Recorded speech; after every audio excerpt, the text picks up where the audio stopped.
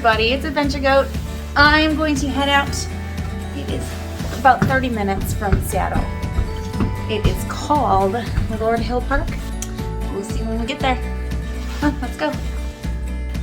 So a lot of you have seen on my posts and my videos on Facebook and Instagram that I also like to geocache. And most of the time when I post, people are like, what is that? A worldwide treasure hunt is really what it comes down to. And what a geocache is, if you go to this website, you can register online. You can also download a free app version or pay for the premium edition, where you can look up where people have hid geocaches in your neighborhood. And there are multiple different types of geocaches. They can come in large sizes down to micro sizes. And basically what you do is you look up the coordinates on your app and you follow and find where these things are hidden. You log that you found it on the log inside the geocache. And some of them are large enough that they have little trinkets and little things inside. Now the rule is you can't take something unless you leave something. So I brought with me today a couple things that if I find a large enough one, I can exchange. So I brought this guy. Some geocaches have what they call travel bugs inside.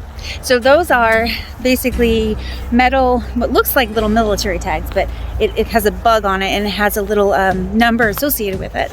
When you find those, you can take them and log them in your geocache app, but the idea is they travel, so you don't keep them. You have to take them to another geocache, and when you look them up online, it will say where they've been, where they've traveled, who had them, basically current status and the goal for that travel bug. Some people get them and say that they want this travel bug to travel all over the US.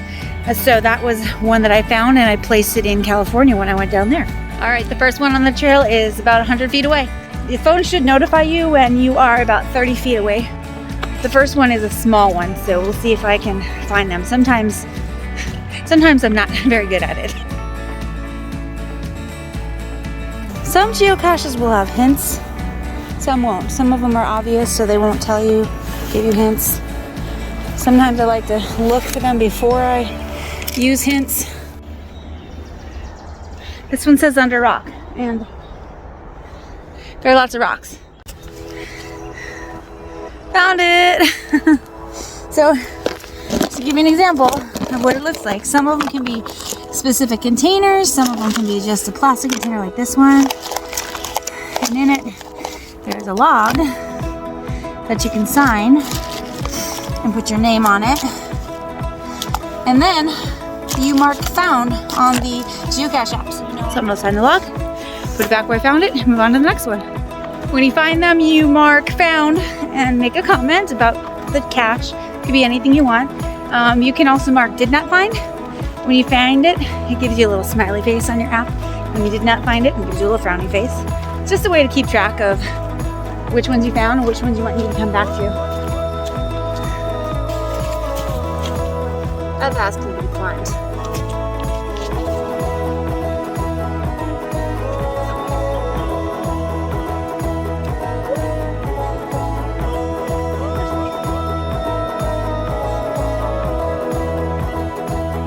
Now we get down.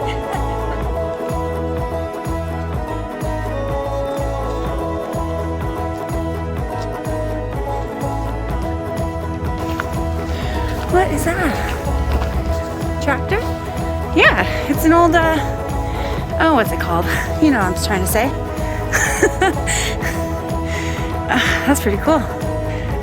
Let's check it out.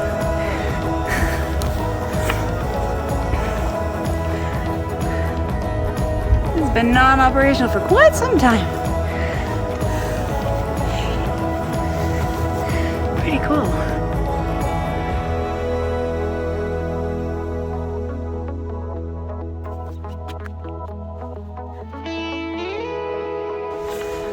And we're headed for one of the geocaches now. Thought it was too early for skunkweed, but I'm smelling it. Those who don't know, it's the bright yellow flower that grows in the swamps. Pretty, but stinky. All right, so this one kind of threw me off by the hand, but I found it. I took it away from where it was so you don't see where it was exactly. But this is the kind of box you want to see. This is the kind of geocaching box that is going to stay good, long, prizes inside, stuff like that. I love this size. And it's gold. How cool is that?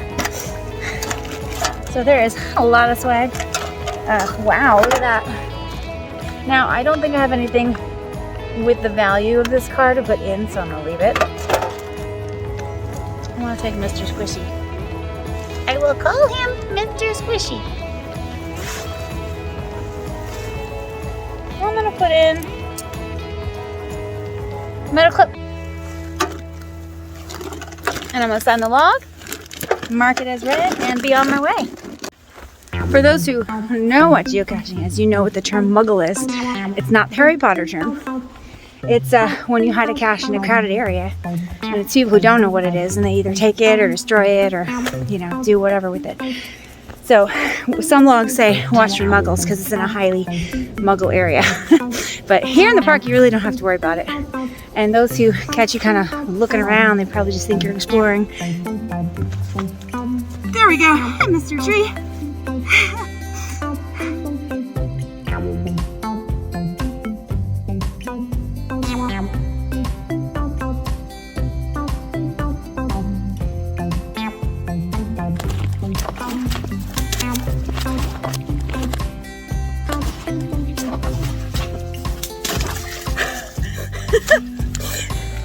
Oh,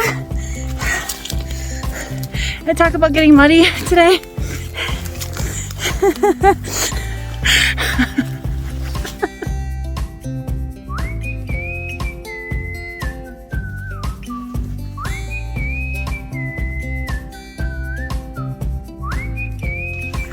I'm not gonna get very far on geocaching today, guys. I'm not gonna lie. I'm having too much fun climbing trees.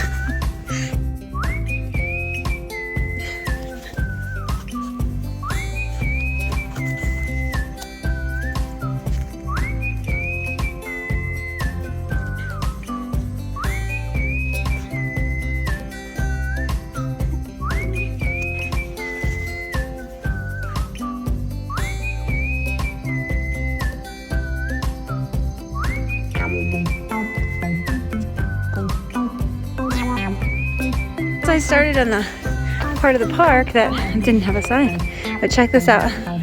This is how big this park is. 1,456 acres of forest and wetlands, 11 miles, hiking, mountain biking, and equestrian trails. Liquid bread? Does that mean there's beer up there?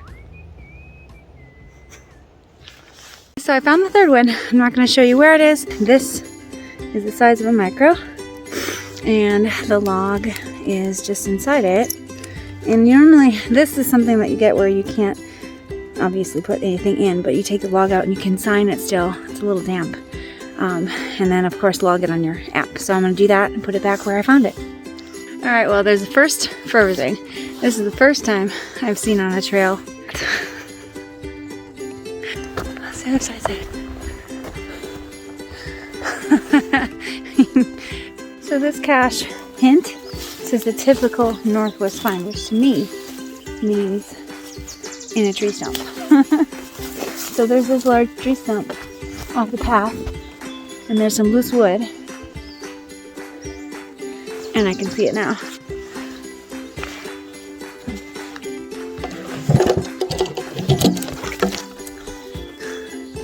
Pretty cool spot. So this is kind of what you look for too, is a lot of the geocache containers have this on there. So if anybody does muggle it, they can see that it is official Geocache, and it gives you the website right on there, so you can actually look it up for yourself. There we go. It's kind of smelly.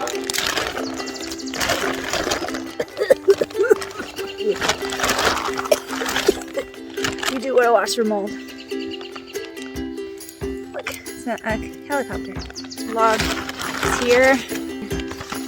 The first one is 11/6/09, so this one's been here for a long time. On the geocaching app, you also have the option of direction, just straight line, or compass. So depending on where you are, sometimes the compass actually helps and it gets you there more accurately. So this one I'm looking for, I'm close, and it says, it's called Celtic Knot, because apparently the tree has something that looks like a Celtic knot. See, lots of little trinkets, not many big things, but, oh look, there's a little Tabasco sauce. I might just take that, just because it's so cute, and I might leave my little guy for this. Alright you guys, I am to the end of my adventure for today. I barely touched the surface of this park. I will be back, so look for a part 2. But I will tell you, this is an amazing area. It has horse trails, it has bike trails, it has walking trails, it has some river activity going on, lots of wildlife. And it's really for all ages and all levels. So you want to come out and be outside and you're not an experienced hiker, or you just want to go to where you can enjoy being outside without too much work, you should come here. And there are 26 geocaches in this park. I only got to 5 of them. My battery on my phone is running low, and being honest, I'm hungry. Look for part 2 to the video for more of Lord Hill Park. Until next time, we'll see you on the trails.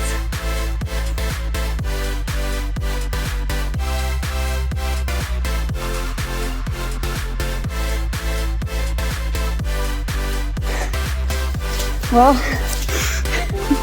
my first adventure of the year, and I got off trail accidentally. Trail 1 and beyond is up there. So instead of backtracking, I'm climbing up. I see it up there. Okay. See? Path. I think I'll stay on it. I think I'll stay on it. Well, I found a shortcut to the other side. Whoop. Down I go. And up I go. Okay.